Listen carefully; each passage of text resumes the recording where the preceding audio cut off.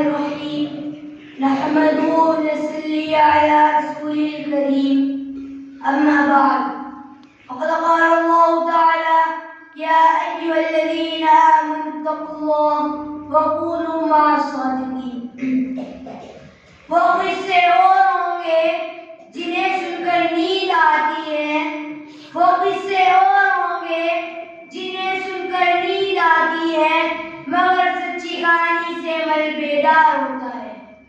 میرے بزرگوں اور دوستوں، صدق و کذب یعنی سچ اور جھوٹ کے موضوع پر ایک مختصر سی تقریر پیش کرنے کی سعادت حاصل کر رہا ہوں۔ میں بہت مختصر طور پر سچ بولنے کی برکت و فضیلت بیان کروں گا اور کذب یعنی جھوٹ بولنے کی نحوست و ہلاکت سے آگاہ کروں گا۔ فرمایا گیا ہے الصدق یجی والکذب یہلک، یعنی سچ نجات دلاتا ہے اور جھوٹ ہلاک کو برباد کرتا ہے۔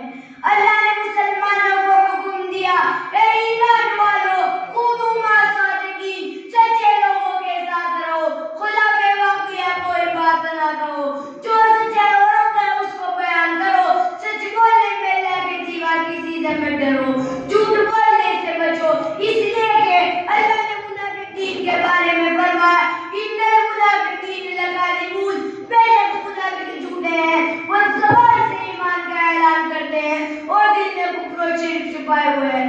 اللہ کے رسول صلی اللہ علیہ وسلم نے فرمایا کہ منافق کی ایک علامت یہ ہے جب بھی بات کرتا ہے تو جھوٹ بولتا ہے۔ اللہ ہم سب کو منافقوں کی صفت سے بچائے۔ سچ بولنا اللہ تعالیٰ اور نبیوں کی صفات میں سے ہے۔ قرآن کریم میں ہے وَمَنْ أَصْدَقُ مِنَ اللَّهِ قِيلًا، اللہ سے زیادہ سچ بولنے والا کون ہو سکتا ہے؟ اور آپ نبی صلی اللہ علیہ وسلم کا تو لقب ہی صادق و امین تھا۔ حضرت اسماعیل علیہ السلام کے بارے میں اللہ نے فرمایا کان صادق الوعد، وعدے سچے تھے، کان صدیق النبیّا، نبوت کا دار و مدار صدق پر ہے، نبی سے جھوٹ پایا ہی نہیں جا سکتا۔ میرے دوستو، سچ بولنے کی عادت بچپن سے ہی ڈالنی چاہیے۔